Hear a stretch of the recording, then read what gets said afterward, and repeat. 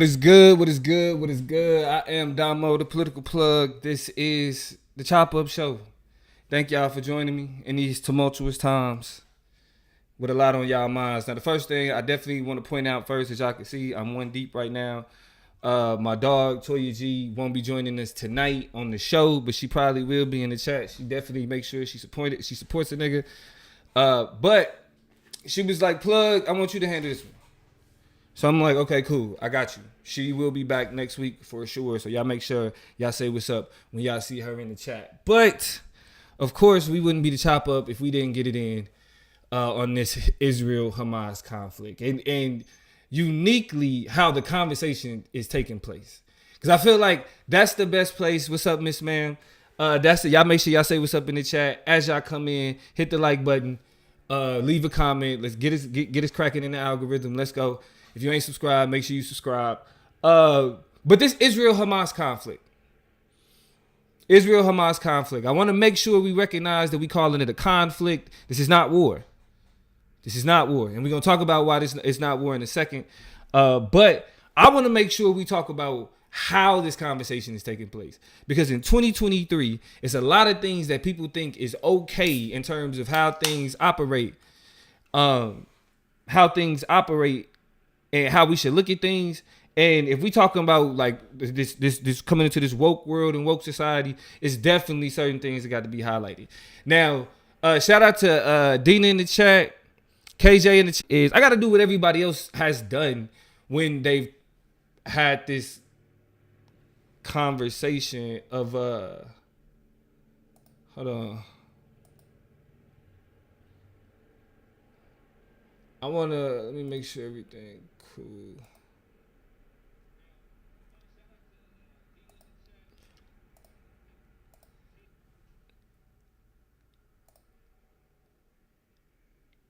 All right, hold on.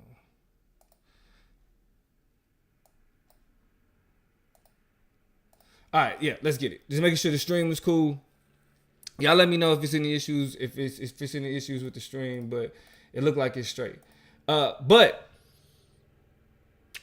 the disclaimer. There's a reason why anybody talking about this topic, anybody talking about this conversation has had to start with a disclaimer. And the things that had to be made clear is first, I do not support, the Chop Up does not support, Toya G does not support any innocent people being caught in the crosshairs of any type of political beef or political, back and forth. The innocent people dying because of how governments and how political groups or movement is wrong. Right, whether you call it a terrorist attack, however you want to call it, that type of political back and forth, innocent people living their everyday lives, being attacked, being harmed, and being hurt, dying. That's wrong. That's morally wrong. And typically, we use language like not okay, stuff like that. But I want to make sure that we're being very clear. We're saying that it's wrong, right? The deaths of innocent people is wrong. We're starting out with that moral premise.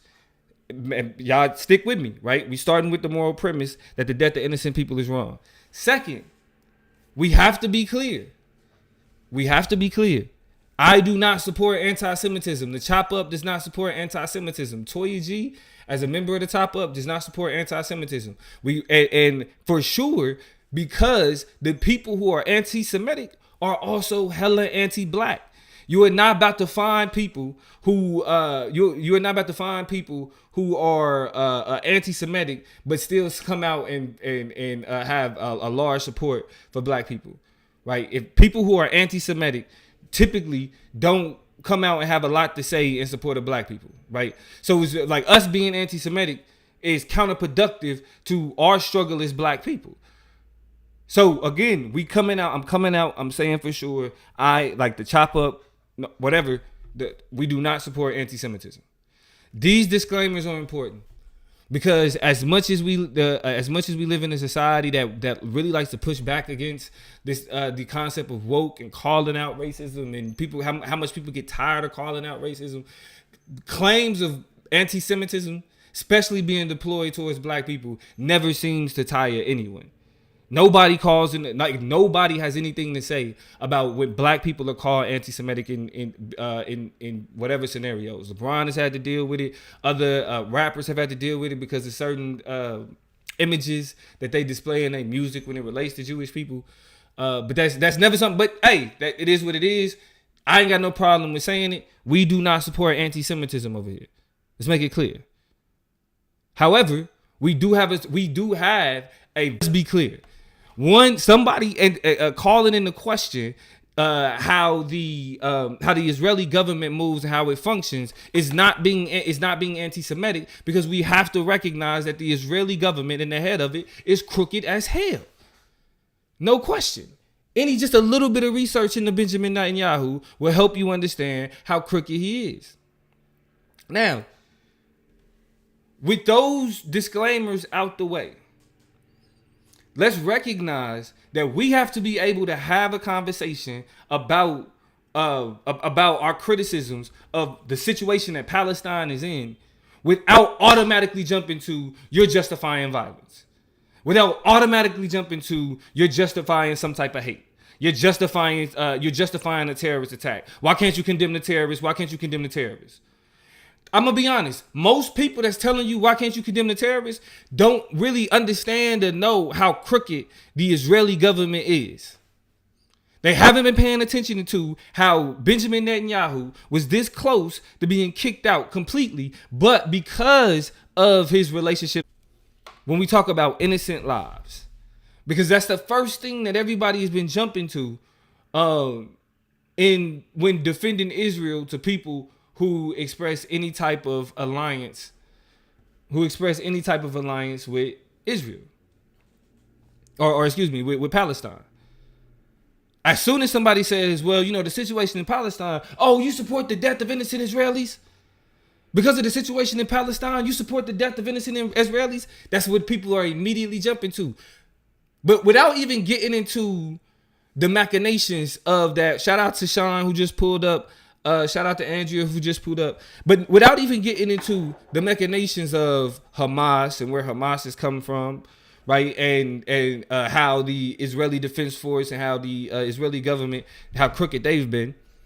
Let's just talk about this concept of innocent lives.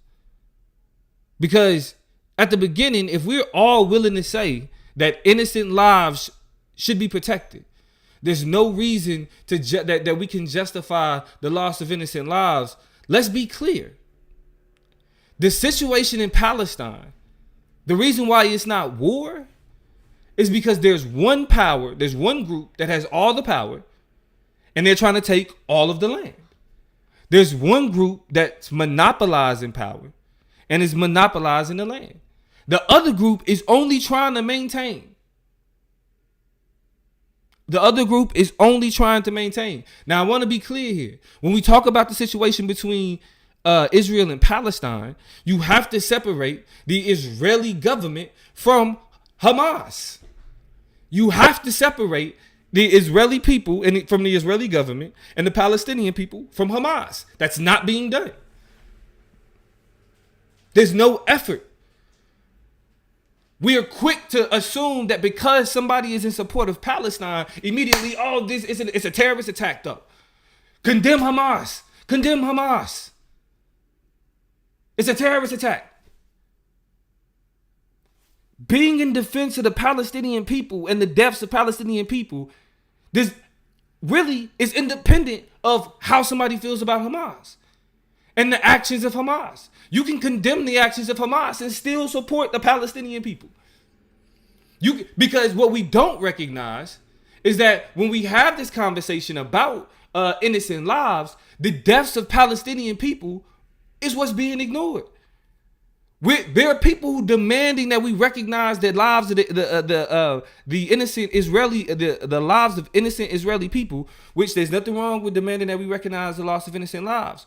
But when you turn around and operate in a way that actually erases other innocent lives, then we got to call into question your integrity, right? So I got this video from Bleak Haven on Instagram, right? They break it down really well. So I want us to, go through this video and really develop an understanding of what we mean when we listening to how the people that's demanding we pay attention to innocent lives, but also the erasure of the loss of innocent lives on the other side. Let's get it.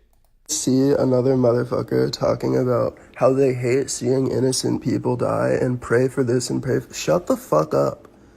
There is a reason that the Palestinian death toll is like a bajillion fucking times that of Israel, and that's because... All you got to do is fact check. All you got to do is fact check. Yes, innocent lives. I just want to be clear. You can't, there's no price tag or quantification on innocent lives. All innocent lives matter. Let's be some all lives matter ass people right now. Listen, I'm willing to say it right now. We're saying all innocent lives matter. Then why do we ignore the fact that more Palestinians die in these conflicts than Israelis? Why are we willing to say that people are ignoring what's happening to the Israeli people while more Palestinian people are dying? But let's continue. Israel is committing state acts of fucking terrorism and genocide versus Palestine and has been for literally fucking ever. So retaliation to that is a response to literal acts of war. Like, I swear, like, if y'all were alive during World War II, would you have been praying for the fucking Nazis? Like, come on, bro.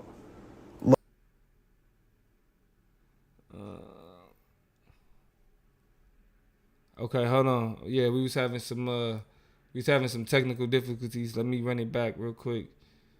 We was having some technical difficulties. Let's run it back. We back. Yeah, I don't go nowhere. So retaliation to that is a response to literal acts of war. Like, I swear, like, if y'all were alive during...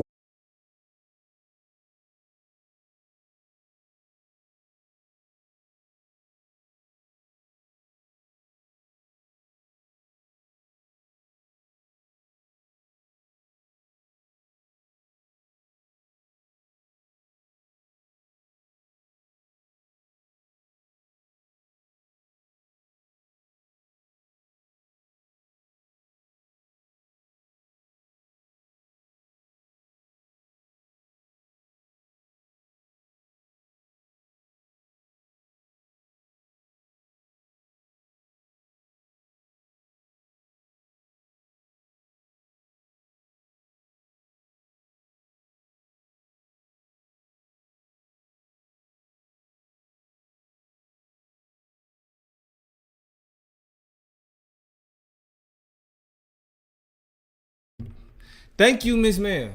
Miss Ma'am came through. Matter of fact, I'm gonna fool around and make, because Miss Ma'am was clutch for me. We back. I got it right. Miss Ma'am, I am making you. Boom. Miss Ma'am came through for me. I appreciate everybody that stuck around while we was getting that together. Let's get back to the video though. They really breaking it down in terms of understanding where we stand with who, in terms of who's, like, if we care about innocent lives, who we talking about. So let's get it. Why are y'all taking the centrist route on genocide? Like, I've had to unfollow way too many people that I care about because y'all are just posting insane propagandized shit. Like, what the fuck? I want y'all to hold on to that word right there. Most of the conversation that you hear surrounding the Israel-Hamas conflict is propaganda. There's not a lot. You're not hearing a lot of very thoughtful, insightful, inspired conversation. Because I think even the conversation that Toya and I had about about how she felt about the conversation was that it was like I don't have the energy to have to explain to people why genocide is a bad thing. We don't got the energy for it. And it's like what they're pointing out in this video is very simple. There's no two sides to this conflict. There isn't any type of equitable back and forth going on between these two. You got somebody that's getting stepped on, and you got somebody that's doing the stepping. And then you got the people who get caught in between the innocent lives. But if we're having this conversation about innocent lives, why is it? Appreciate you. I am my grandmother's rebellion. Appreciate you. Come through. Make sure you check out the replay. But if we're having this conversation about innocent lives, why is the death of Palestinians being ignored? Let's continue. Literally today, the defense minister of Israel referred to Palestinians as human animals. Human fucking animals. Come on. Come on. Like, it's not like at any fucking point in the past over decade and a half that y'all were on fucking here talking about like, oh, pray for all of the innocent people that are being fucking bombed and executed, etc., etc., etc., and having their land occupied. Like, y'all are shilling propaganda. Let's be clear here. The reason why it's so important that we talk about language, and Toya's in the chat, everybody make sure y'all say what's up to Toya. The reason why it's so important that we talk about language in this context is because that type of dehumanization is what makes real material violence possible. Calling people animals, reducing them down to something that is then makes it okay to do whatever you about to do. Because we're gonna talk about Israel's response and who's really suffering from Israel's response. Innocent people. Yeah, Hamas, they're trying to deal with Hamas, but in the context of them dealing with Hamas, the people who deal with the most issue, the people who get the most conflict, deal with the most strife, is innocent Palestinians, not Hamas. But to be clear, for example, Cat Williams has a very funny joke. When he talk about how people got down in the war in Afghanistan, and what he pointed to was he said they not over there killing other like soldiers and other military. They over there killing regular people. They over there killing regular. And he's talking about the war in the Middle East. They over there killing regular people. But in order to make it okay to kill regular people, what do they call them? Insurgents. This is a Cat Williams joke, y'all. He said they call them insurgents. Miss Ma'am already know. That's what justifies it. And so the labels that we apply, the conversation we just had about the N-word that had people hot, that sparked that controversy.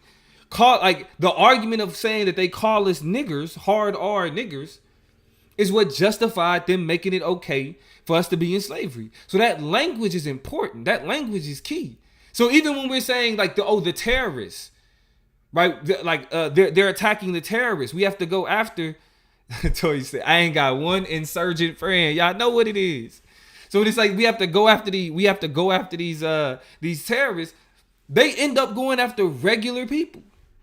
Obama is known as the drone strike president. Why are so many leftists critical of Obama? Because the amount of innocent people who died, the amount of children who died from drone strikes, the amount of insurgents who died from drone strikes. So the language that we use to talk about these people, to talk about these groups, the people that play, who are we choosing to victimize? Because I'm even hearing people complain like, oh, nobody's talking about it. Nobody's in defense of it. Nobody's in defense of these innocent Israeli people. The president of the United States came out and said specifically this was an unprovoked attack. This attack happened for no reason at all. No reason at all, Joe Biden. No reason at all. Like 9/11 was unprovoked. And I don't have to justify 9/11 to say, hey, that's not cool. Like for example, we all come from the hood, so let's do hood math with it. Let's put it in context. Somebody's house gets shot up. They know who shot up their house. I'm not saying that it's okay that in retaliation they go shoot up somebody else. That's not okay. Can I expect retaliation to happen though? Yes, you can. You can expect retaliation. I don't have to justify it. That's why there's a parallel between, and I'll talk about this, between like the struggles of the struggles of oppressed people, and then how the conversations take place. And this is in the Israel-Palestinian. That's what I'm saying. I'm saying the Israel-Hamas conflict. There is no Israel and Palestinian conflict. There is like Israeli imperialism. But right now, what y'all seeing at play is geopolitical conflict. This isn't no national beef. It ain't no two sides thing, right? Let's get through the rest of the video though. Like, to some of which I'll admit is against your will because you're so susceptible to Western media cycles. But all you have to do is do like the slightest bit of autonomous research from trusted sources. And at the end of the day, numbers in history do not lie. And also, all of you fucking psychos who are posting like absolutely like just shilled fucking propaganda from like stop anti-Semitism, etc., etc., etc. First of all, you are erasing the fact that there are Palestinian Jews. Second of all, you are erasing that no one who is pro-Palestine is anti-Semitic. They're anti-fucking state-sanctioned terrorism. Thank you. Key point. Being critical of the way in which the Israeli Defense Force treats and responds and occupies areas of Palestine is not a question of anti-Semitism. It's literally being it's being anti-state sanctioned violence. Like, so when we talk about shit like Cop City and when we talk about policing in the United States, but people make it seem, oh, you just anti-police. No, we're anti-state sanctioned violence. If there was a police force that wasn't so quick to shoot a nigga down, then our issue with the police wouldn't be what it is. But it is what it is because of our circumstances with the police. It's not hard to recognize. It's not hard to recognize. So this conversation about innocent people, we literally got to take a step back and say, are we talking about innocence from the question of propaganda? Or are we talking about innocence from the perspective of actually caring about innocence? Because if we are, let's be clear here. Let's be clear. Since like this is an article from back in April from the UN, a report back in April from the UN on the Israeli-Palestinian death toll. This year, this is from August. So before, if we look at data before the conflict, so not even to try to say, well, this data is only relevant, you only bringing this up because, no, this is data before the conflict. August of 2023, the Israeli-Palestinian death toll highest since 2005. August 2023, more than 200 Palestinians and nearly 30 Israelis have been killed so far this year in demonstrations, clashes, military operations, attacks, and other incidents, which already surpasses last year's death toll. So within the conflict, there have already been more Palestinian people dying this year than even last year. But this is the kicker, though. This is the kicker. A lot of these demonstrations, right, is against the Israeli occupation of what should be considered Palestinian land in this idea of peace talks, right? The kicker is, while normal Palestinian civilians, normal Palestinian innocents have to deal with the Israeli government sending their military and to squash dissent, to squash protests and those types of things, they also have to deal with Hamas. That's why it's not an Israeli versus the Palestinians, because Hamas treat the Palestinians like shit. Already, what we know now is the Israeli government cut off power and water to Palestine right now. But going back again, this is an article that came in August. They've already been dealing with power outages and power issues. So they would have what it says here. They would have shortages lasting up to 12 hours a day, right? So they was already doing bad in terms of power. What it explains here, though, is that the power cut sparked mass protests against Hamas. So these are Palestinians protesting Hamas, who's in control of the Gaza Strip. They're protesting Hamas. So the people of the Gaza Strip that's being told to evacuate, their relationship with Hamas ain't cut and dry. While this is being called the Israel-Palestinian conflict or Israel-Palestinian war because of some shit Hamas did, innocent, regular, everyday Palestinians also have to deal with Hamas taking their lives as well. As we see here, Hamas also sentenced 7 civilians in Gaza to death for collaborating with Israel.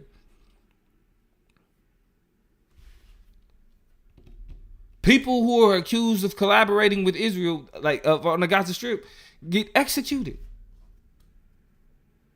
Hamas is not an organization that there are organizations that represent the resistance of the Palestinian people.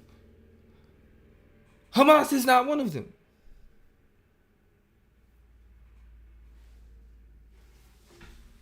I mean, now, and I want to be clear here. I'm saying this as an American, and so there may be some Palestinians who are sympathetic to Hamas. Just to be clear, there may be, but it's not this clear cut and dry that Palestinians represented by Hamas attacked Israeli people, and so what's now about to happen, this retaliation is in response to, oh, we got to get the Palestinians back. Because I saw videos of people literally, like people in New York, like Israeli people in New York being like, yeah, we got to get ready for war. We got to wipe them out. We got to get them up out of there. Genocide. Because of a terrorist attack. The same thing that we're critical of when 9/11 happened and all Muslims in the United States are now criminalized. Being a Muslim now means that you are held responsible for the actions of Al-Qaeda. If we were against it in that situation, we have to be against it in this. We have to be more responsible.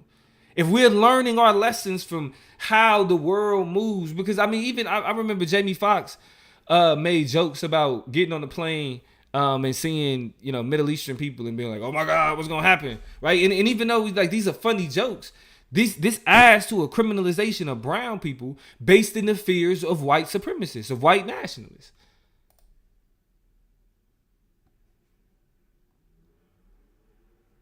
So to be clear, if we're on the standpoint of we talking about innocent lives, let's talk about innocent lives. Let's talk about the amount of Palestinian peoples that have died from this conflict, that's died from these circumstances. But we also have to address the elephant in the room. And this is a conversation that's geared specifically towards my black people. And that is the back and forth about whether or not this is something black people should actually care about. There's been a lot of conversation associated with that. Is this a black thing? Is this really a black issue? We always trying to go out and save somebody else and do all those types of things. But here's the issue with that, though. Black leaders, like if we talking about Black Panthers, we talking about Malcolm X, Kwame Ture, SNCC, black resistance movements that we say that we got our heart in, that we find our pride in, that we say is important to us. They recognize the global implications of what's happened to black people in the United States.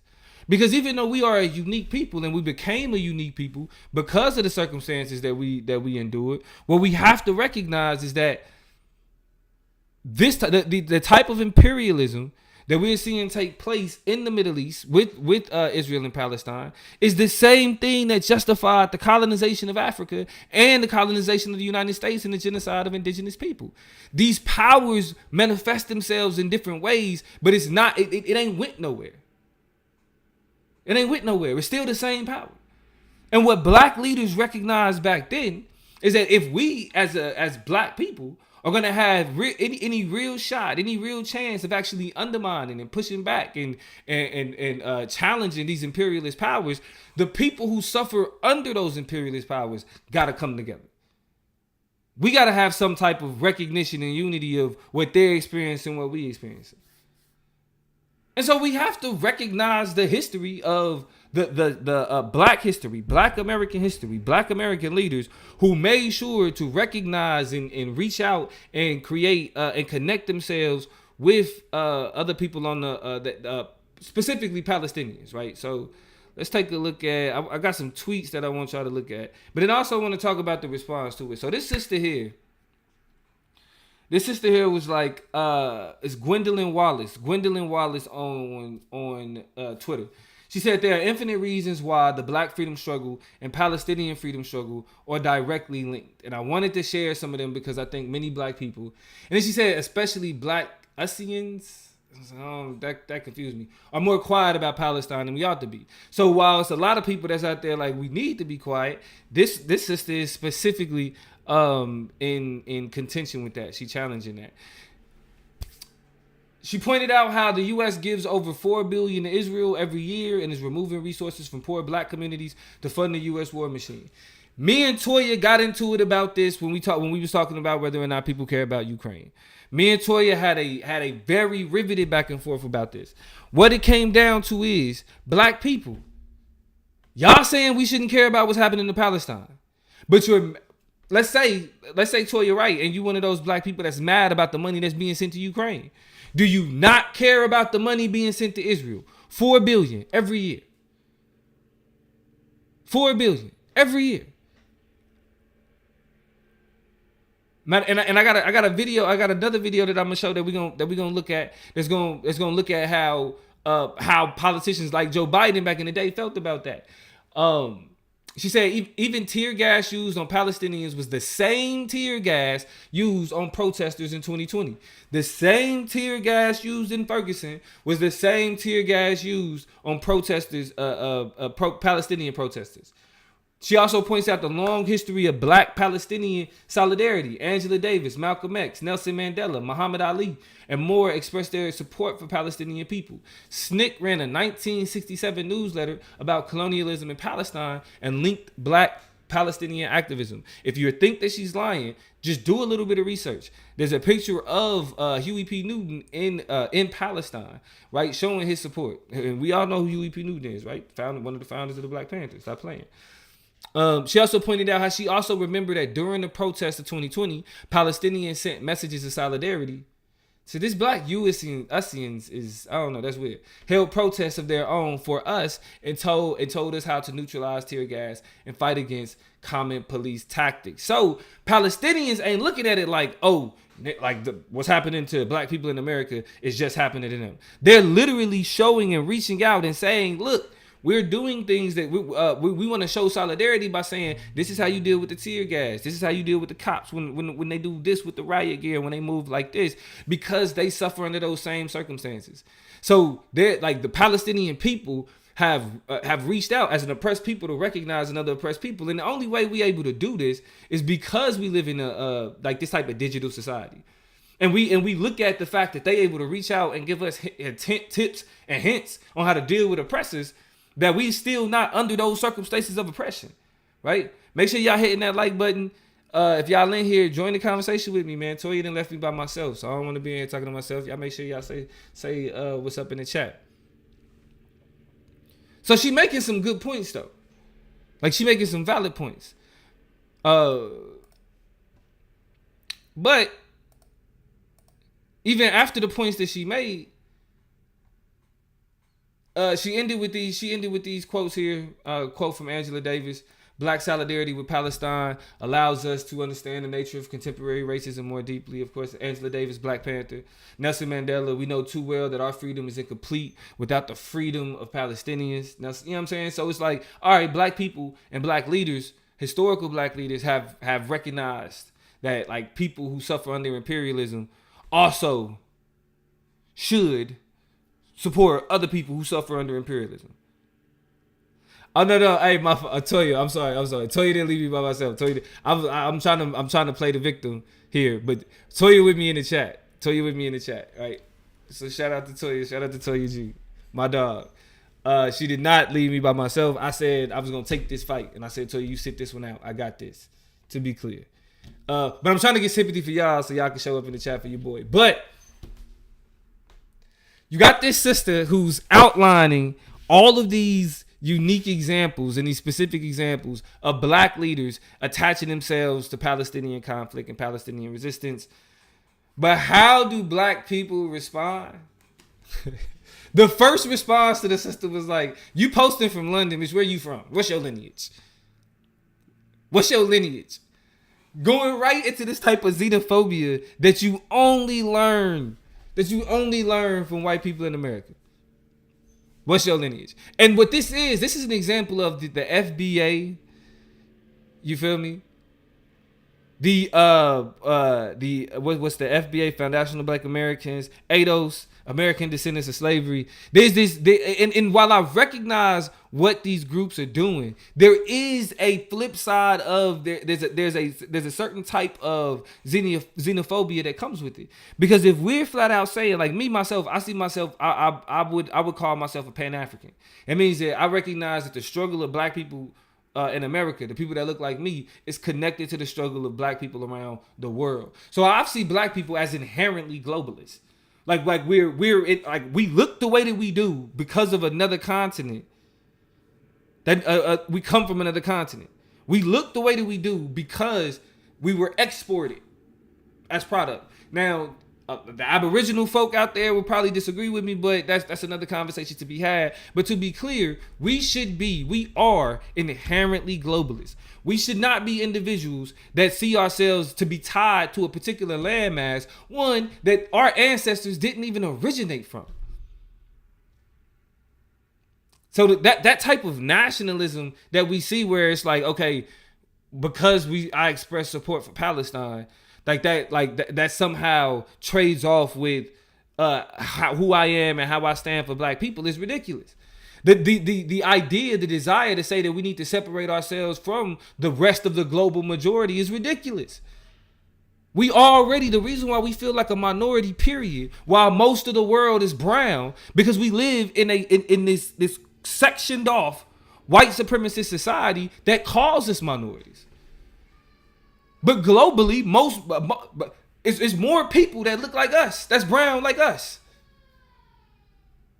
We don't understand how we're internalizing that minority, that we need to cut ourselves off mindset by attaching ourselves to American nationalist movements. We are not nationalists. Black person, you are black because your ancestors, your descendants was African. Who you are is inherently globalist. So this idea that we need to focus only on what's happening to black people in America is foolish. It's foolish. Especially from people who like really kind of espouse black nationalism. It's like, yo, if you espouse black nationalism, you need allies. Even if we saying that we a nation in and of ourselves, we need allies. We need like-minded people from like-minded experiences to work with. It's black nationalists all over the internet that's out there saying that, yeah, we need to be our own people. We need to create allies, you know what I'm saying, outside of just the United States and focusing on white people, but will also tell you that we shouldn't give a damn about what's happening in Palestine. How does that work? So, on this question of should black people care about what's that, yes, our fight is against imperialism. Period. It's that simple. And so that means when that same imperialist function we see moving in different places, we should be tapped in. We should be tuned in. But I recognize that a lot of us have been caught up by we get the benefit of being in America. That's the reality of it. We get the benefit of being in America, so a part of that attachment, there's a confusion. Let me see what y'all saying in the chat. Andrew Jones says you're not afraid of backlash. I'm gonna be honest. This page ain't big enough to be afraid of backlash. To be honest, I'm luckily I'm able to say what I want to say just because as we're growing, right? We hope to be bigger. But I mean, even if it was a bigger platform, though, I think that like I said, if anybody was engaging in good faith intellectual conversation, there wouldn't be an issue. I feel like the only backlash comes from propaganda. So that's really why I'm not worried about the backlash, because I can undermine the propaganda. Miss Ma'am said, but that energy is very American. I got mine. You need to get yours. It's very white American, right? It's very white American. KJ said, yeah, I don't let forced boat stop separate me from black people. Oppression to us anywhere spills over everywhere. And also, KJ, what's important about that is what Dr. King said in the letters from Birmingham jail. And injustice anywhere is a threat to justice everywhere. And what they do is they've perfected. Toya said genocide is bad. I will take all the smoke behind that, without a doubt. Without a doubt, anything that comes with that. But what they do is what they've perfected overseas, they also implement and perfect with us here in the United States. The same military-industrial complex that encourages and empowers the Israeli Defense Force to do what it does to the Palestinians is also reflected in the way, like we was just talking about Cop City, and how police forces are overly militarized. Right? It's that simple. That connection exists there.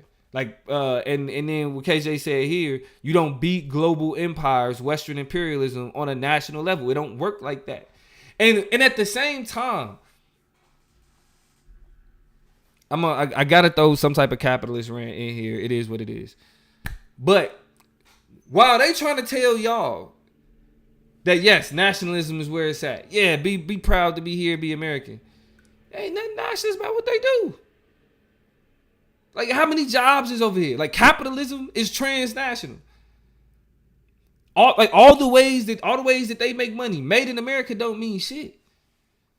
So our money can be transnational, but goddamn it, you better focus only on what's going on over here. Stop it. Black people don't fall for that. Poor white people fall for that. Poor white people fall for that type of nationalism. Capitalists don't. That's why that's something they take advantage of. Let me take a sip of this poison. But let's keep going. Let's keep going. Black people, get over that. Get over that xenophobia. Get over that. We passed that. You can't call yourself black and literally and you know what? I think the idea of black nationalism is I used to always point out too that it's a misnomer. Black nationalism is a misnomer. Because even to be black nationalist means you Pan-African. Yeah. You can't be black nationalist and not be Pan-African. And you can't be Pan-African and an American nationalist. Does not work like that. All right. I got a few more videos and a few more things to touch on before we get out of here. I appreciate y'all time. Y'all working with me through the technical difficulties and me rocking out, me trying to do my thing without Toya. But again, like I said, she will be back next week. We'll have a show for y'all early throughout the week. But I want us to, I got this video right here. I want y'all to pay attention to, because I think this really helps illustrate like the nonsense and the foolishness behind a lot of the conversation of like this being an unprovoked attack. Because I feel like how people kind of just jumped out the window. When I say people, I'm saying like Joe Biden and Barack Obama, just to be clear. We should really pay attention to the real circumstances that took place. This dude, I feel like this is like my white counterpart. So if I'm the political plug, this dude Rathborn is the white version of political plug. I'm enjoying the sarcasm. I think y'all will too. Let's take a look at it. Let's go. This was an unprovoked attack. Y'all see that?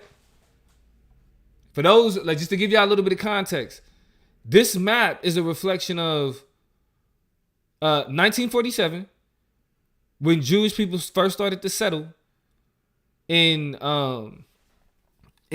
what was known at the time like Palestine. The UN created a plan for the Israeli people. That's where you see all this white. So all this white was supposed to be Israel, and all the green was supposed to be Palestine. Yeah, it's weird and messed up. We know, right? But between 1949 and 1947, we see that green disappear. We see that green disappear. And by the time you get to 2005, there's only this small bit of green being sprinkled throughout this country that we now know as Israel. So again, when they talk about it being an unprovoked attack, this was an unprovoked attack.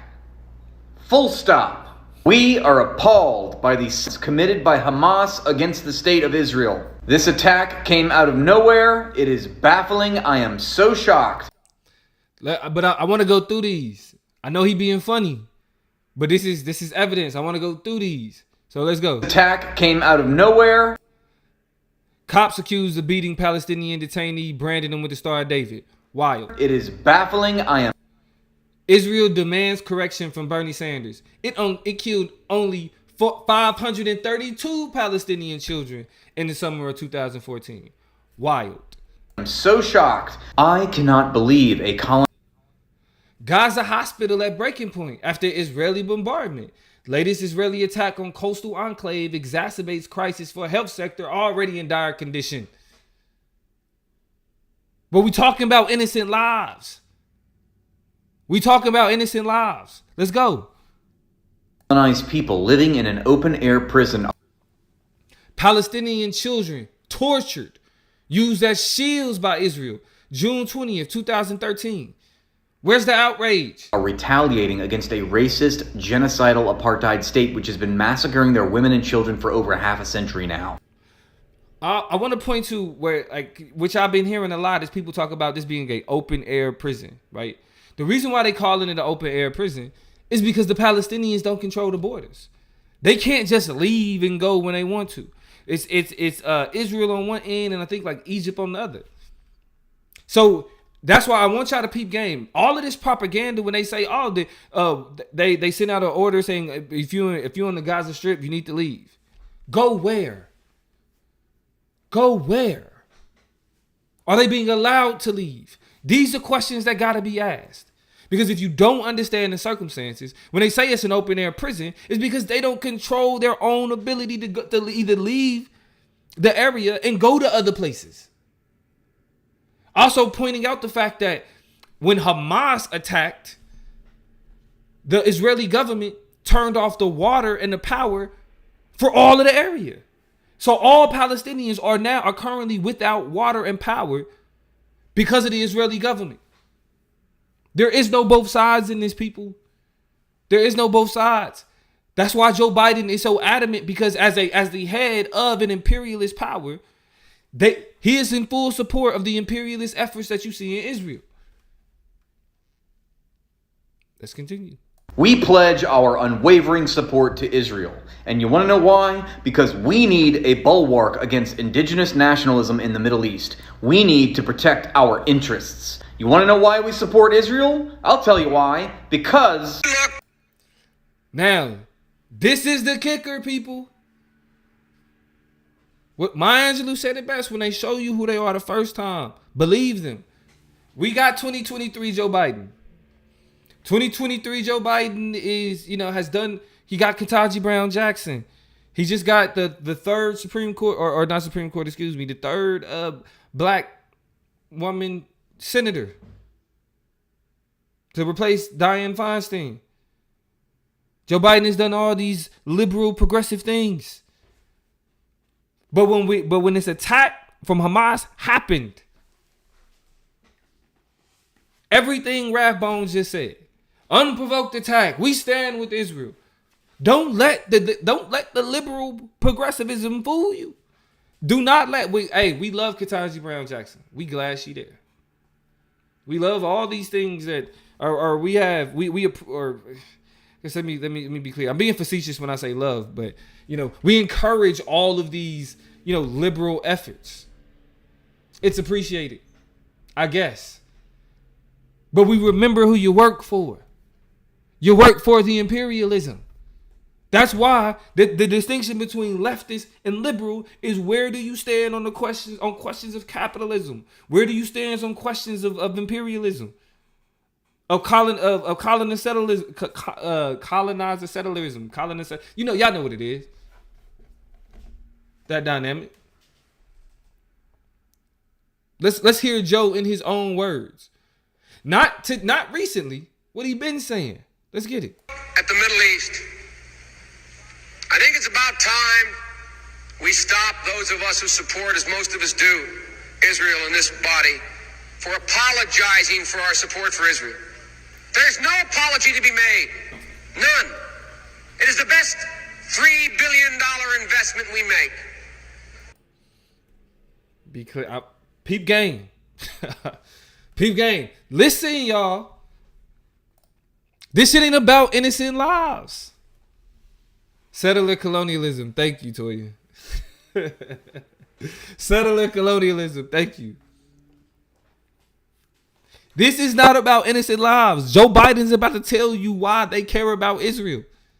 See, this is back in the days where there was no woke mob. There was no woke mafia. They just said what they wanted to say, and they meant what they said. Let's listen. Why is Joe Biden in support of Israel? Were there not an Israel, the United States of America would have to invent an Israel. Did y'all hear this man? Were there not an Israel, the United States of America would invent one. And y'all trying to talk about innocent lives. Let's continue. To protect her interest in the region. The United States would have to... Let's go back. I want y'all to hear it in full. I want y'all to hear it in full. Krishard Williams said, happy to catch y'all live. Hey, if you watched any of the videos, we glad you watching the videos. Next time you watch, Toya will be tapped in too. Hold on.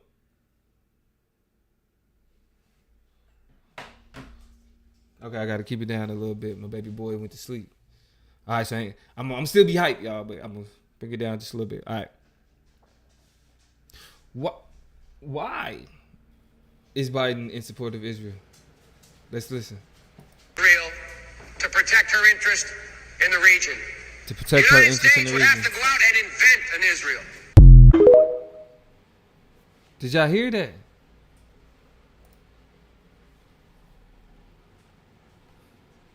It's an unprovoked attack, not because of what's actually happened to people, because it undermines their ability to maintain interest in the region. Y'all, that's not AI. That wasn't AI. That's not a deep fake. That's back when they really told the truth about what was going on. How does that factor into this being unprovoked? How does that aspect factor into the propaganda, to the outrage? Let me tell you, it defines it. That was a rhetorical question. It defines it. The reason why the Palestinians are the enemy, the reason why they get grouped with Hamas, the reason why they suffer from what they suffer under is because the United States wants to maintain its interest in the region. We don't care about corrupt governments. We don't care about how corrupt they are. We don't care about how they actually treat people. I think the biggest, as much as we talk about what's happening with Israel and Hamas, I think I always use these types of conversations as an opportunity for us to recognize that there are always these types of tragedies happening.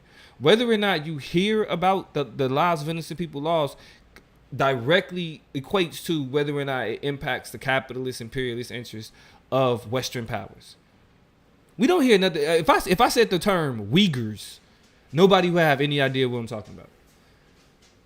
But we are dealing with literally Hitler Holocaust levels of a group of people, of a Muslim minority in China, in what's called re-education camps. These type of things happen every day. The people in control empower the people to take the lives of innocents in terms of state-sanctioned violence every day.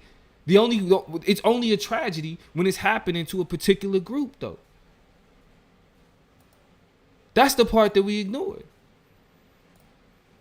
But this is Noam Chomsky, philosopher. He's gonna explain a little bit more of what's meant by what I just said. Who pointed out, famously defined the notion hypocrite.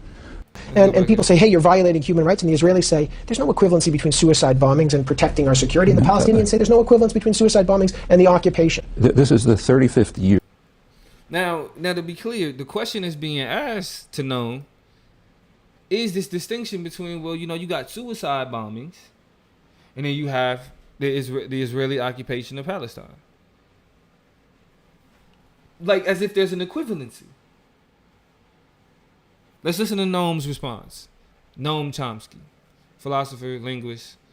Yeah, I'm sure y'all heard of him.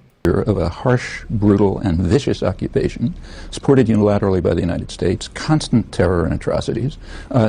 Suppose Palestinians say, well, we're under constant terror and atrocities, people. Terrorist attack for 35 years, therefore we have a right to carry out suicide bombings. Which is what they say. Do you accept this? Does anybody accept it? Nobody accepts it. All right, then how come everyone accepts the Israeli claim to be doing it, which is a much weaker claim? Because let's call it into question. Let's call it into question. Why is it that there is this rush to condemn and to make sure that people are calling out Hamas. Palestinian leaders are demanded that they call out Hamas. But the atrocities that Palestinians deal with is never discussed. Let's continue. After all, there's no symmetry in the situation. They are the military occupiers. Palestine isn't occupying Israel. And this isn't just started now. It's going on years ago. I mean... So does that, in your mind, justify no, the it does suicide not. bomb? Of course not. It Doesn't. doesn't in anybody's So it mind. invalidates both sides. You see where he's trying to go? That's the propaganda. He's trying to push it to, well, you know, both sides are invalidated if, you know, let's take this current incident. If the innocent Israeli lives lost is bad, and then the innocent Palestinian lives lost is bad, then they cancel each other out, right? Let's hear Noam's response.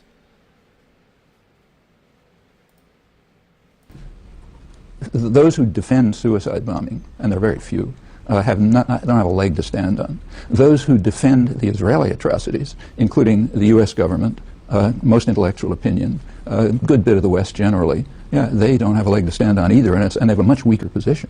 You asked us after September 11, one of your points is we got to look in the mirror, we being America or the West, we got to look in the mirror at our own. Was that a way of saying, look, people like bin Laden are angry at us for good reason? No, in other words, is there a way to justify... That's not what I was saying. The statement of mine that you just quoted is a very conservative statement. In fact, it was articulated by George Bush's favorite philosopher. And what y'all seeing in place, this is how media propaganda work. And I mean, to the chop up audience, I'm sure y'all able to recognize this. But this is how that type of propaganda works. There is a assumption that is being made in the question when it's like, well, are you saying that we deserve for this type of stuff to happen? There's a specific ethos that's appealing to, right? And it's that nationalistic, that tribal ethos to be like, well, hey, you know, even are you saying that these horrible things, we're asking for this to happen? Just because we're America, we're asking for these attacks to take place?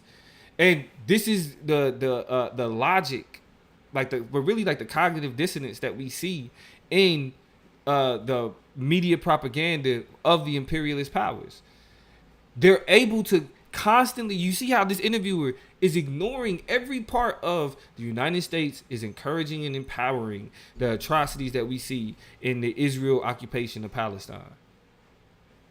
So are you saying that there is no addressing the actual right? Because at that point his argument is dead. His point is dead. It's moot. It's done. But it's still trying to. There's the assumption is still that there is somebody who is taking the moral high ground in this, even though he didn't already called it a wash. But let's listen to Noam explain though. Philosopher Jesus Christ, who pointed out famously, defined the notion hypocrite. A hypocrite is a person who focuses on the other fellow's crimes and refuses to look at his own. That's the definition of hypocrite by George Bush's favorite philosopher. When I repeat that, I'm not taking a radical position. I'm taking a position which is just elementary morality. This is not religion. This is elementary morality. If people cannot rise to the level of applying to ourselves the same standards we apply to others, they have no right to talk about right and wrong or good and evil. Let's talk. It's that simple. It's that simple. How can we sit back and offer and demand the condemnation? The constant debate. This is the same. And again, black people, this is the parallel. They treat us the same way. They do us the same way. Do you support the riots? Do you support them burning down your own community? Do you support that? How do y'all not see the connection? When we want to talk about George Floyd, they asking us about the riots. When we want to defend Black Lives Matter, they bringing up the riots. When we want to talk about the state-sanctioned violence that we see happening with police officers having a qualified immunity, they want to talk about the riots. We don't give a fuck. What did Dr. King say about the riots? It's the language of the oppressed. It's all we have left. It's an expression of the frustration of generations of oppression. But you want those riots condemned before you condemn the actions of those people enacting the state-sanctioned violence. It's foolishness. It's hypocrisy. But you got people that are coming out, treating claims, calling people anti-Semitic, telling them they support terrorism. Consciously, George sent us showed us a message that he got from somebody just straight up telling him that he supports terrorism and his followers support terrorism and support Hamas, just because you able to really, because you can come out and speak intelligently about what's actually happening without falling into propaganda. Like, it's like what I see happening is people attempting to use the rhetoric of anti-Semitism and support for Hamas the same way they attempt to use like rhetoric of racism, right? Like they want those things to exist in these parallels to where it's just like I've even heard people make claims of like, oh yeah, they was like this when it come to Black Lives Matter, but then when it come to supporting Israel, it's, I mean, because to be honest, Black Lives Matter was in support of Palestine. So, you know, there's that, and the reasons why have already been previously discussed. But the hypocrisy is wild, and we deal with that same hypocrisy. They would rather question how, and this is actually something that Dr. King spoke about in a letter from Birmingham jail when he straight up said that, like, he's called a troublemaker. He's being called a rabble rouser because he's in Birmingham protesting.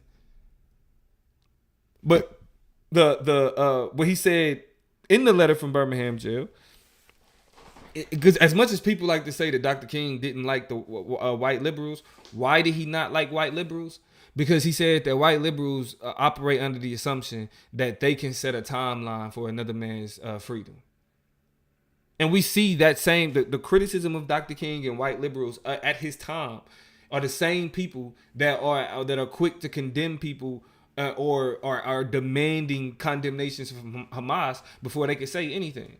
It was and I thought I had it queued up, but I didn't. I'll post it to the page, but it was a video of a do I got it queued up? Let me see. While I recognize, Nah, I don't. I thought I had it queued up. But it was a video of a Palestinian ambassador to the UK made an appearance on BBC News channel, and the dude just kept asking him, "Well, do you condemn Hamas? Do you condemn the actions of Hamas?"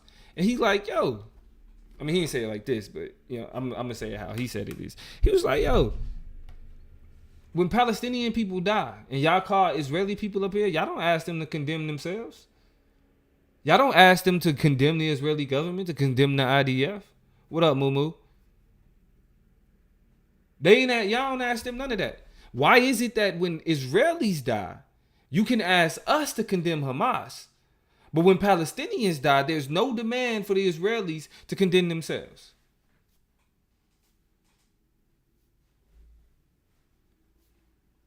It's the hypocrisy.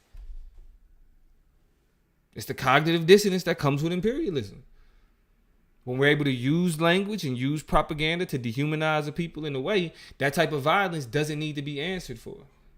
The only violence that has to be answered for is any violence that disrupts the imperialist power.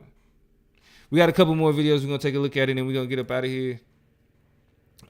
Specifically, I think this one is very interesting because it helps us understand like how this is the people who stand with the Palestinian government, or not Palestinian government, but people who stand with the Palestinian people are literally like the thing that they all have in common is that they've also been oppressed, right? And so as much as we look at, for example, as much as we look at the UK and Europe as an imperialist power, there are groups of people in Europe who have also had to deal with imperialism. Oddly enough, the Irish, people like the Irish and the Scottish, the Welsh, right? They were all had to deal with the imperial power of the British. And so what I want y'all to see here is how the Irish, because there's a lot of videos that's coming out about it now, but Irish politicians in Europe are coming out and specifically speaking up and speaking out about what's happening on behalf of the Palestinians. So let's take a listen. Let's listen to them real quick. What is happening right now is barbarous, is savagery, is murder.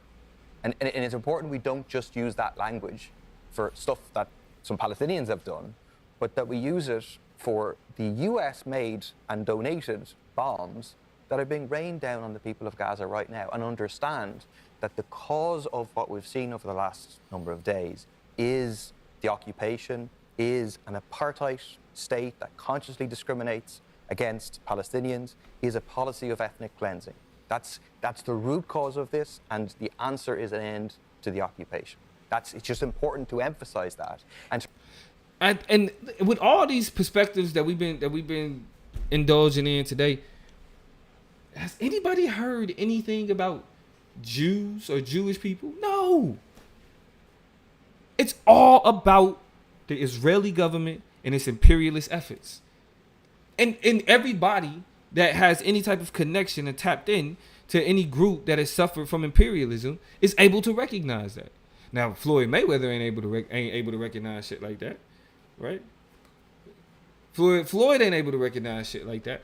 But people who are tapped into oppressed groups are able to see and able to recognize why people stand with Palestine. Recognize that, unfortunately, like I wish that the barbarism of Israel being carried out now will result in international support melting away. But it hasn't over the past 20 years. I mean, you've had 6,500 Palestinians killed. Over 95% of casualties in this conflict have been Palestinians. In March 2018, when you had a peaceful march, Palestinians peacefully marching to these borders, they were mowed down in their hundreds, and it didn't change. The US continued to give $3 billion, $4 billion a year in military aid because it serves their interests in the region. What about the points that Leo Varadkar made today? He said Israel does have a right to defend itself, but that solidarity could fall apart if Israel go too far.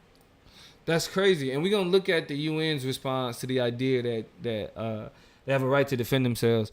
But it's like, come on. Even the United States has laws. Like certain states in the US has laws that if somebody comes into your home, they can't kill you and say they was defending themselves.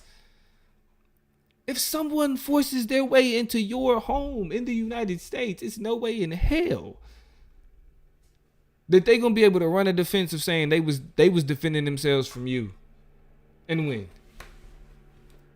Now, the law is fickle and funny, and somebody may be able to like, well, I don't know, Damo, and bring up an instance, but that shit is very few and far between. You don't see motherfuckers winning cases, breaking into somebody else's shit, getting shot, shooting back, and killing the person and saying, oh, I was defending myself. It don't work like that. But I think, does Leo Varadkar not think that Israel have gone too far? I mean, Israel is already committing war crimes. It is a war crime. Defend themselves at this point? But it's not.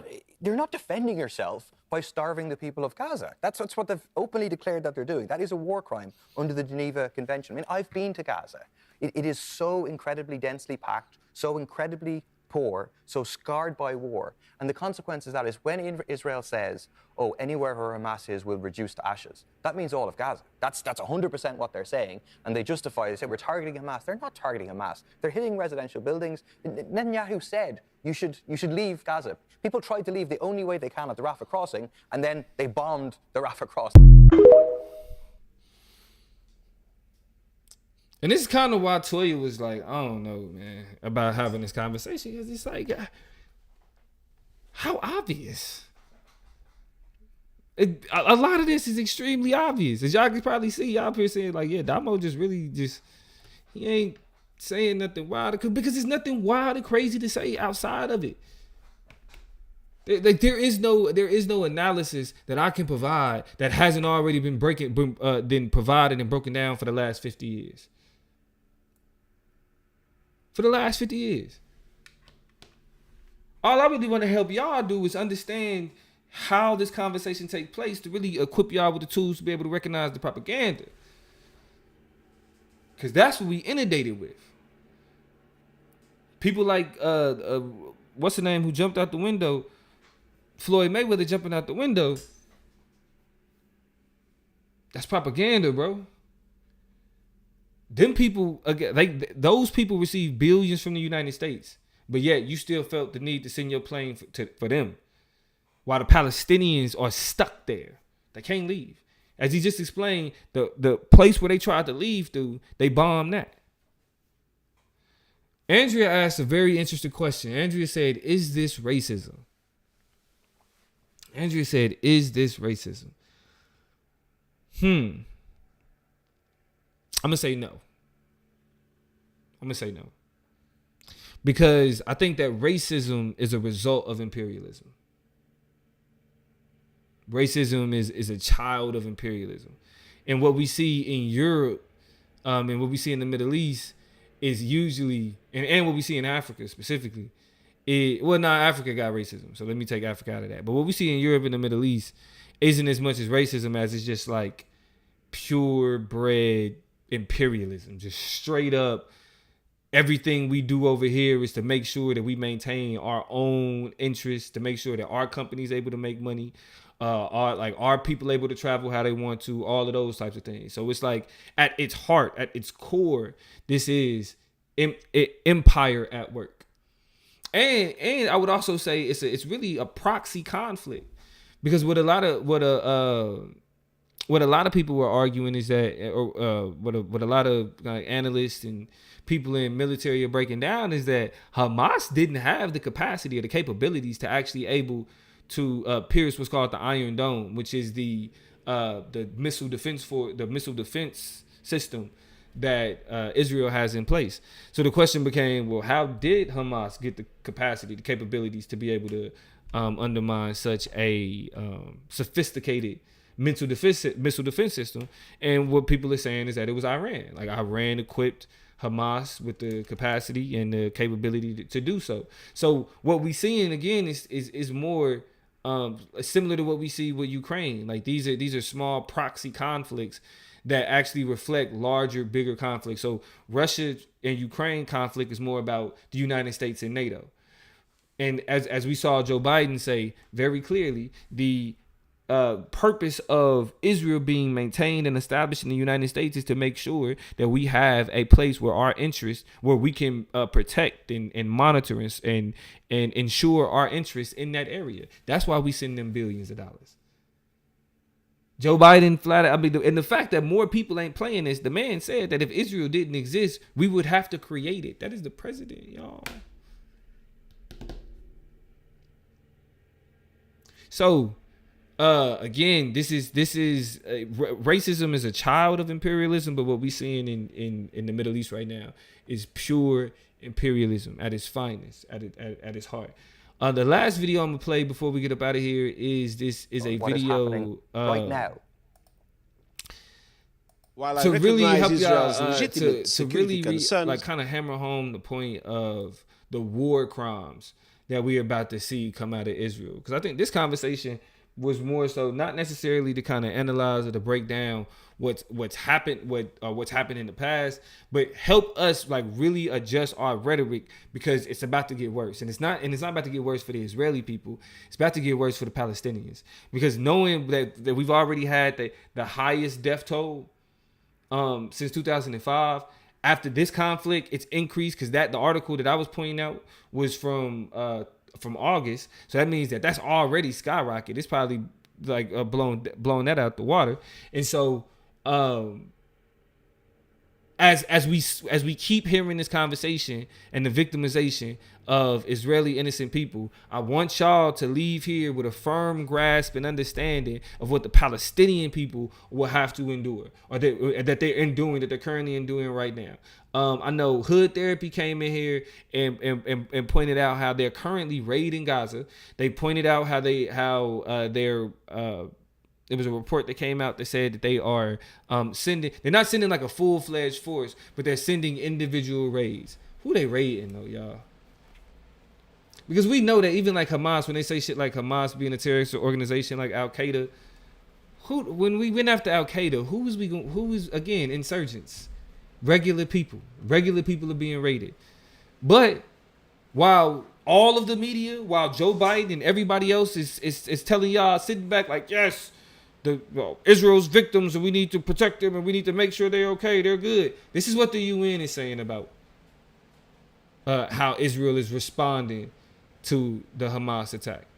Let's take a look. Let me make sure y'all can hear it.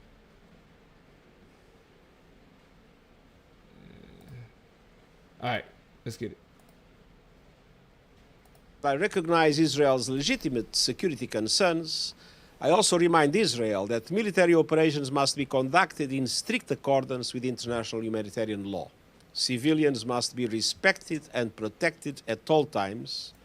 Civilians must be respected and protected at all times. So while the media and while all these people on social media and all these comment sections and everywhere else is telling y'all innocent people, the deaths of innocent people, why is the UN having to remind the Israeli government that they're in their retaliation and their response, even within their right to defend themselves, they need to make sure what they doing is in concordance with or in accordance with international law, and that civilians must be protected. But let's hear him out though, because it ain't just like he's just telling them. It's the reason why he's telling them. Civilian infrastructure must never be a target.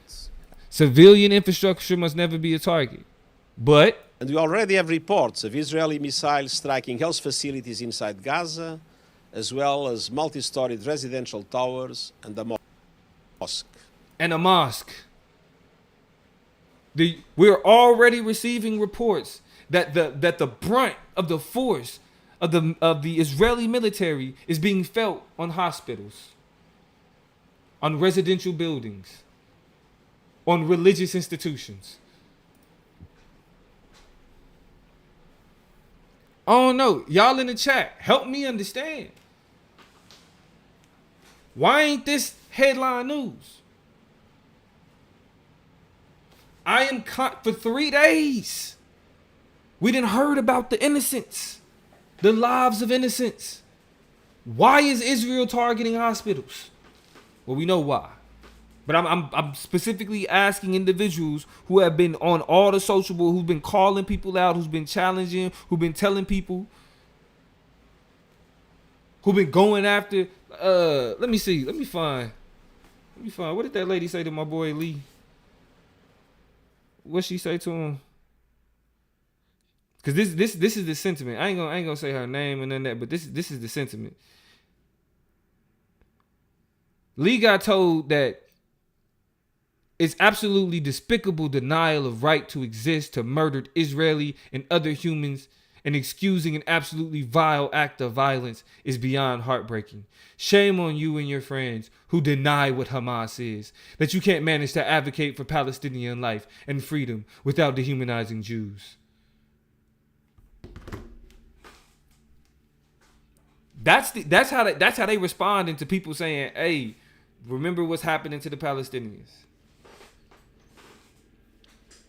That's how people responded to that. Oh, he not done though. Let's continue. I am deeply distressed by today's announcement that Israel will initiate a complete siege of the Gaza Strip, nothing allowed in, no electricity, food, or fuel. The humanitarian. Did y'all hear that? Do we care about innocents? They've already cut off the power. Now they cut off the food, water. Nothing allowed in. So nobody can actually even send things in. There can be no humanitarian aid to the people of Palestine. But I thought we cared about innocents though. Should innocent people have to die because of what Hamas did to Israel? Because if that's the case, then do we really care about it? Let's let him finish. The situation in Gaza was extremely dire before these hostilities. Now it will only deteriorate exponentially. This most recent violence does not come in a vacuum. The reality is that it grows out of a long-standing conflict with a 56-year-long occupation and no political end in sight. It's time to end this vicious circle of bloodshed, hatred, and polarization. Israel must see its legitimate needs for security materialized and Palestinians must see a clear perspective for the establishment of their own state realized. But y'all know the only people that's in the way of that is the Palestinians, or is the Israelis. I mean, because we know that the UN is still a reflection of imperialist powers. We're not gonna give the UN any credit, like any extra credit outside of. I mean, because the United States, Russia, China, the rest of the UN Security Council, they control too much already. So we know that the UN in and of itself is dictated by imperialist powers. We get it. But at the point where they even able to recognize, I mean, but we see the cognitive dissonance. We see them saying, "Well, yeah, it's not happening in a vacuum." Like, you see how they trying to not step on Joe Biden's toes, but at the same time step on Joe Biden's toes.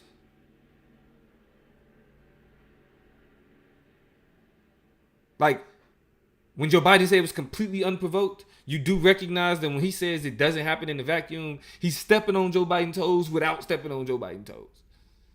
And most people are able to recognize that. Let me holler at y'all in the chat. Ms. Mem said, did the UN remind the U.S. this same way after 9/11? Not sarcasm. I feel like they had to tell the U.S. to chill out too.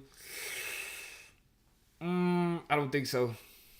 I mean, maybe. They've said, the UN have said things about racism. The UN makes statements like these. They just don't ever, like, it doesn't ever materialize to anything, because any resolution, and this is to anybody that be like, oh, we need to go to the UN, like, us as black people, we need to go to the UN. Any resolution that the United States feels like undermines its own interests, they have unilateral veto power. So if the United States don't like something that the UN doing, they could just be like, veto, and then it's dead. Same thing with Russia, same thing with China. Unilateral veto power. Ms. Ma'am also said, if yes, I think the only difference is that the U.S. cares to maintain an image while Israel does not. I think that's true too. And then, like, yeah, but they said something. Mumu said that's crazy. KJ said true. Isn't talked about enough how the innocent Afghan people were victims of American soldiers too, without a doubt. Ms. Ma'am said it's wild that after Hamas claps back, they are calling for Israel to be reasonable.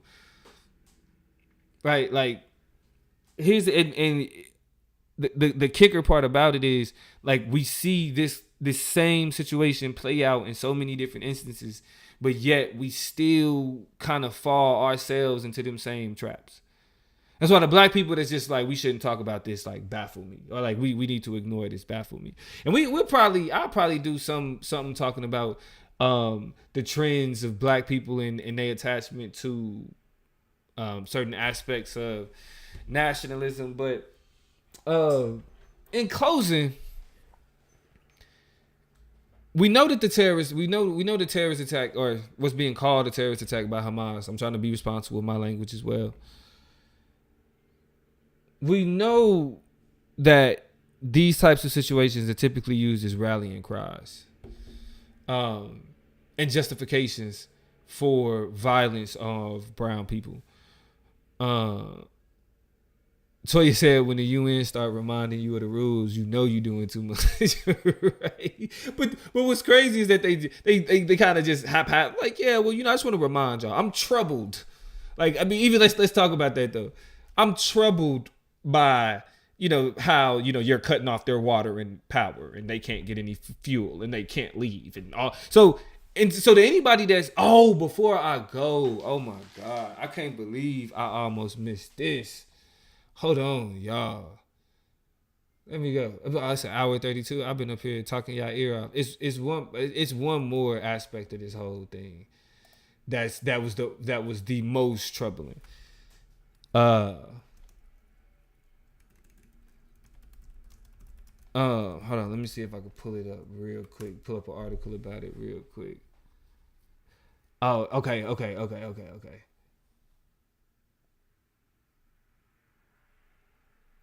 Oh, hold on. So factcheck.org. Let's get to it.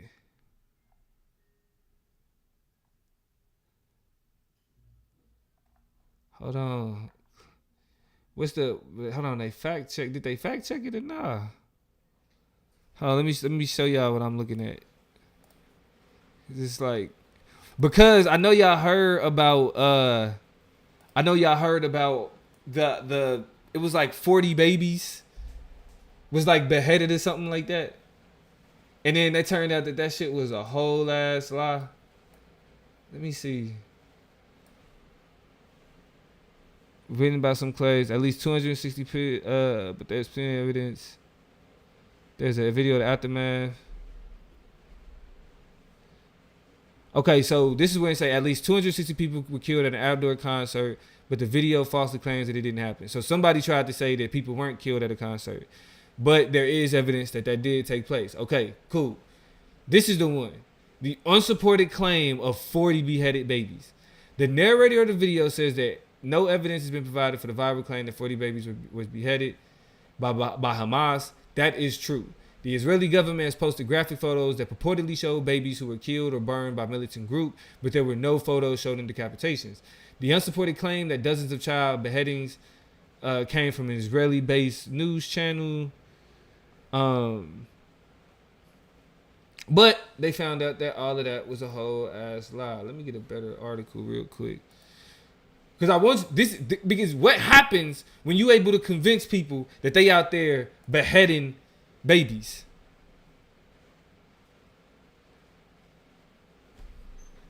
What happens when you able to convince this is how that works. Going into the future, going into tomorrow, it's going to get worse and worse for the Palestinians. I think they said due to them cutting off the water, that it's estimated that over 1,000 Palestinians could die from all the resources that they've been cut off from.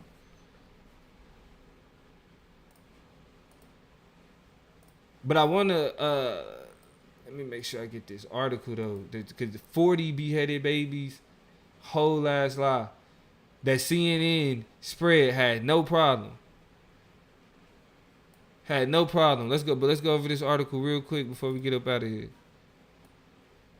And that's why I don't fuck with CNN, y'all. That's why I do not fuck with CNN. Let's get it. A series of shocking reports have spread horrific claims of baby beheadings by Hamas militants across social and mainstream media in recent days, adding a particularly incendiary element to an already violent bitter, but the reports are still unconfirmed and in some cases have been retracted. The Israeli government has retracted its statement. CNN has retracted its statement. Do you think that the retraction had the same impact that the lie did?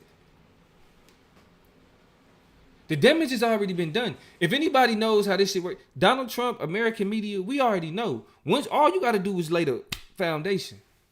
All you got to do is lay the foundation. Just let them just put it out there and let people run with it. It's not gonna mean as much. The claims to take these people's lives and the claim to treat these people like dogs and to treat these people like animals, it's already been laid.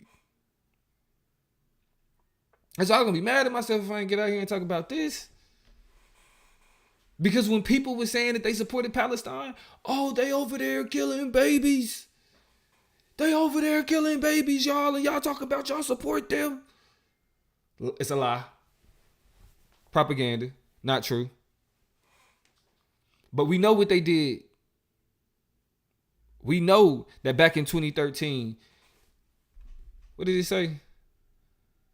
So while we know this was a lie, While I let's go back to legitimate my boy Rathbone. Let's go back to his video. This was an Where is that? attack, a retaliation. What? That was back in 2013. A retaliation attack nobody came out of nowhere. It is baffling.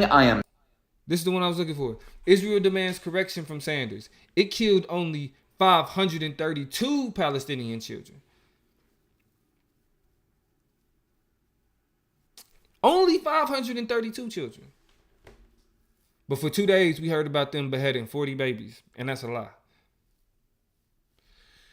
Y'all, be on the lookout, man. Be on the lookout. Don't fall for the propaganda.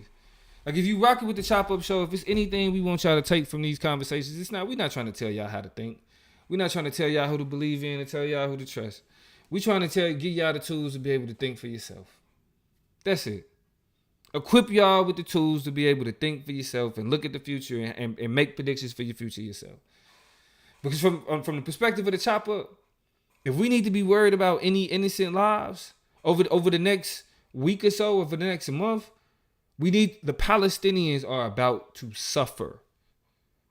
They are about to get it the worst. And Israel has already said proudly that they are going to burn everywhere Hamas is.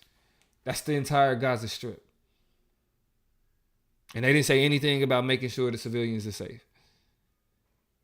Actually, the actions that they've taken has actually made it more detrimental and made the survival of Palestinian innocents less likely. With that being said, man, I'm gonna go ahead and get up out of here. It's definitely more to be said, and we could definitely keep it going, but I'm gonna leave it at that. Stay out of the propaganda. You know what I mean?